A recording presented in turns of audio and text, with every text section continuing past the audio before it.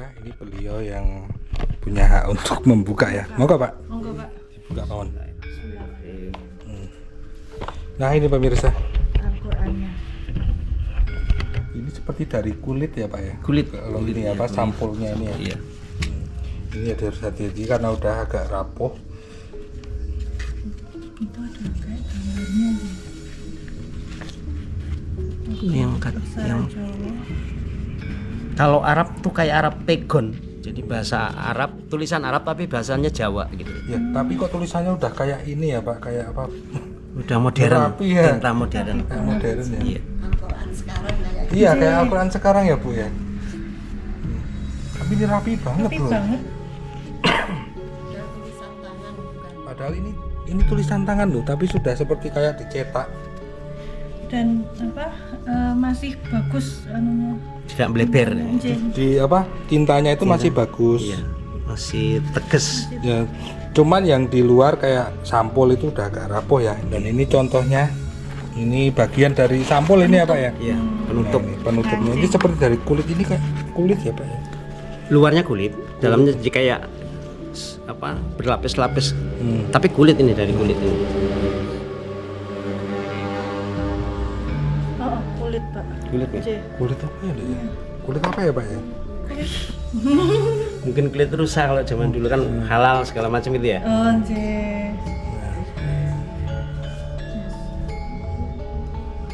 Jadi tahun pembuatannya tidak tampak ini harusnya. Waktu itu kita ngelihatnya di tegas banget kok tulisan. Kok ini ada tulisan Jawa juga ya Pak? Iya, Jawa.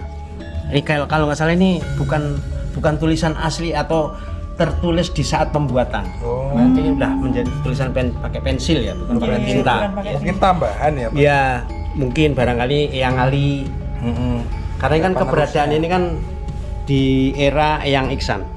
Jadi bertambahnya tulisan yang dari bahan pensil itu dimungkinkan tidak bersamaan tertulis di saat pembuatannya.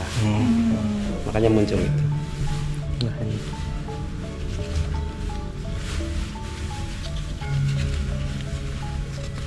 Di luar tulisan Arab kok.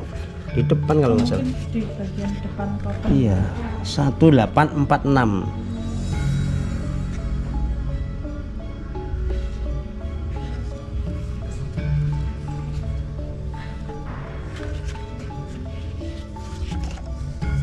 Bahkan itu yang menjadi pegangan Dinas Purbakala.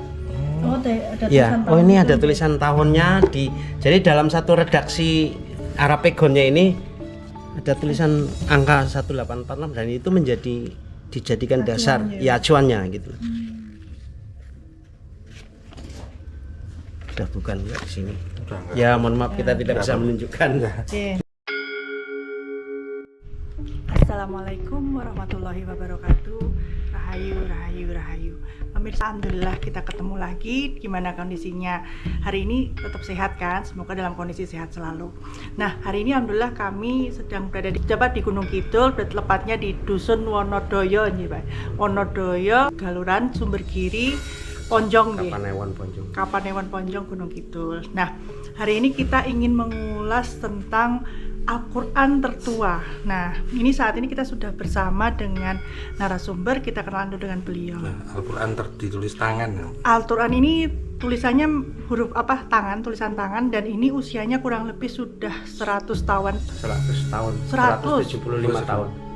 Usia Al-Quran ini kurang lebih 170 tahunan ya. Nah, kita akan tahu lebih detail atau tanya-tanya lebih detail dengan narasumber. Kita kenalan dulu dengan beliau. Assalamualaikum Bapak. Waalaikumsalam Dan sewu, dengan Bapak siapa? Mardianto. Pak Mardianto. Bapak di sini sebagai apa, Pak? Kalau keberadaan kami ya kalau dari silsilah keluarga kami ini keponakan. Tetapi di sisi lain berhubung ada hal atau benda yang harus kita lestarikan, ya saya membantu menjaga atau nungguin lah atau menjaga keberadaan Al-Quran tulisan tangan ini yang ya alhamdulillah ini menjadi sebutlah warisan atau menjadi heritage dari leluhur kami, dan sudah menjadi kewajiban kami selaku generasi penerus adalah untuk menjaga, syukur-syukur bisa merawat, bahkan yang seharusnya kita harus melestarikannya. Itu, Bu. Pak, ini kan Al-Quran ini tuh asal muasalnya atau sejarahnya tuh seperti apa, Pak?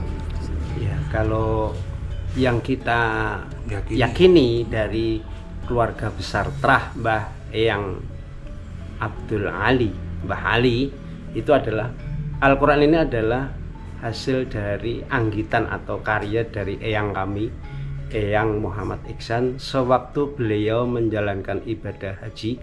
Jadi selama di perjalanan itu beliau menulis ayat-ayat Al-Quran dan disusun menjadi satu yang istilahnya menjadi Al-Quran tulisan tangan. Dan dari keluarga atau yang diyakini Al-Quran bahwa ini adalah hasil karya leluhur kami atau Eyang Muhammad Iksan ini. Gitu. Nah, kemudian Pak, ini Beliau kan ini siapa? boleh diceritakan beliau ini sebenarnya siapa, Pak? Dari Sosok keturunan beliau. siapa? Ya, Pak? Keturunan beliau siapa? ini kalau dari silsilah nasab itu keturunan dari Prabu Brawijaya V yang mijil dari istri ke-56. Kalau leluhur kami atau orang tuanya langsungnya adalah Tumenggung Hirayuda kedua, dan beliau adalah yang bukan menguasai tapi diberikan kewenangan untuk mengelola daerah Ponjong, daerah Ponjong semuanya. Nah, itu ya alhamdulillah beliau menekuni agama Islam dan bersama kakaknya Eyang Muhammad Hasan itu menekuni agama Islam, dan alhamdulillah di daerah ini beliau bermukim, tinggal dan menyebarluaskan agama Islam, sehingga dalam aktivitasnya dibuatlah Al-Quran ini. Dan beliau mendirikan pondok namanya Thaharatul Qulub di tempat ini. Inilah menjadi saksi sejarah yang bukti otentik keberadaan pondok Thaharatul Qulub ini.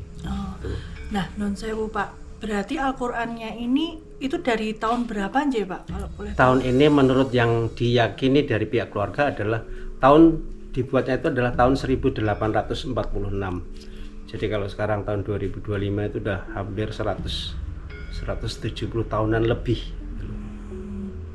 Nah, kalau tadi kan kita lihat ya Pak, itu tuh bahannya dari apa ya Pak? Kan kita lihat bahwa di kulit sampulnya itu kan udah agak lepas ya, agak rapuh, sedangkan bagian dalam tuh kertasnya tuh masih bagus dan tulisannya tuh masih sangat kelihatan sekali atau sangat jelas. Boleh ya, kalau asal-usul atau jenis kertasnya kami dari keluarga itu tidak ada referensi, tidak ada informasi valid tentang jenis kertas, entah itu HVS, entah itu bahan ini dibuat dari tumbuh-tumbuhan atau memang dari pabrik. Kita tidak ada pegangan atau dokumen pegangan bahwa ini bahannya dari apa. Tetapi kalau dari sisi tahun itu kan mungkin ya zaman-zaman dulu itu ya hubungannya kertas itu mungkin ada hubungannya dengan bangsa Cina yang membuat kertas, karena yang mengetahui teknologi kertas zaman dulu kan Cina, hampir Cina, Tiongkok. Itu yang kita yakini dari keluarga.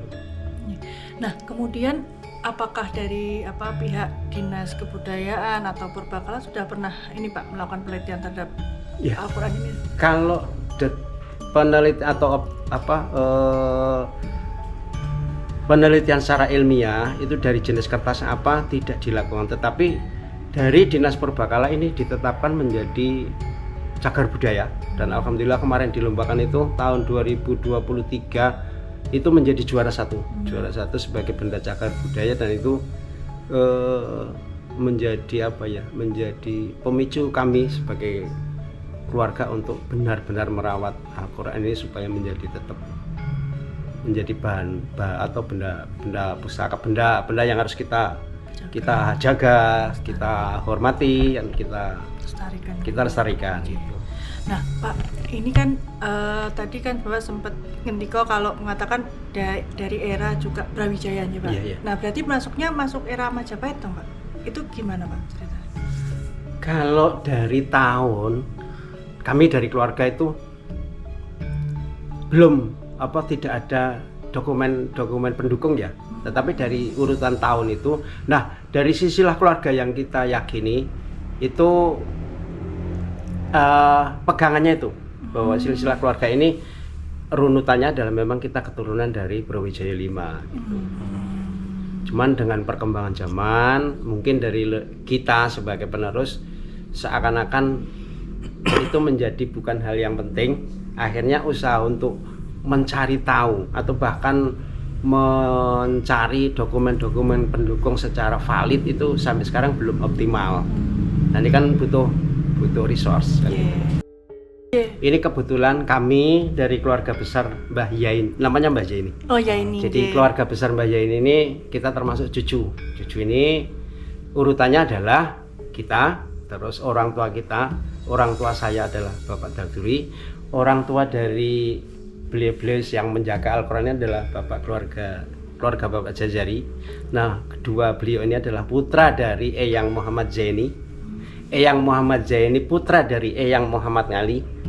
Eyang Muhammad Ali adalah putra dari Eyang Muhammad Iksan.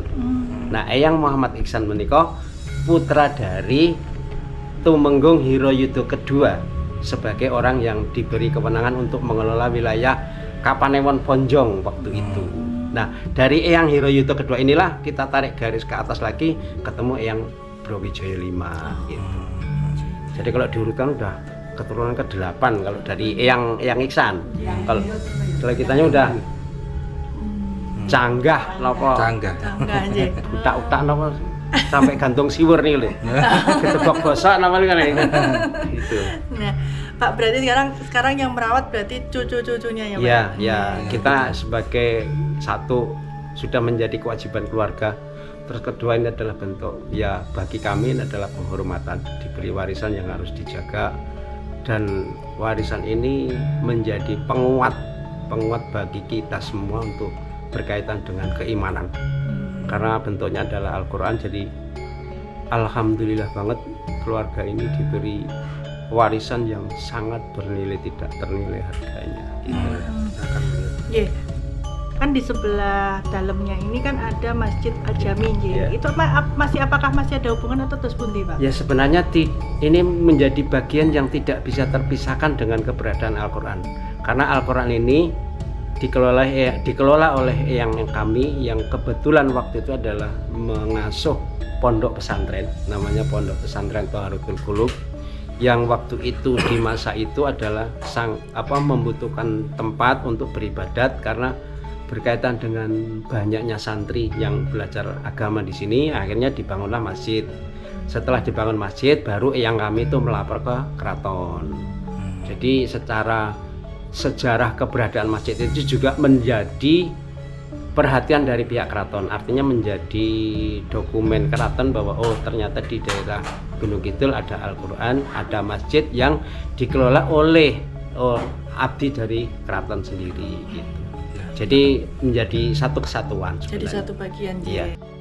Pemirsa, saat ini kita tadi sudah sempat melihat Al-Quran yang berusia 170 tahunan lebih gitu ya. Dan ini kita lihat kondisinya bagian covernya memang sudah agak koyak sedikit, rapuh ya. Udah rapuh, terus kemudian bagian dalamnya tulisannya masih terlihat sangat jelas. Dan tadi juga kertas-kertasnya mungkin itu ya Pak dari zaman Tiongkok juga mungkin ya, jadi masih bagus sekali. Nah, Bapak matur nuwun sangat untuk informasinya.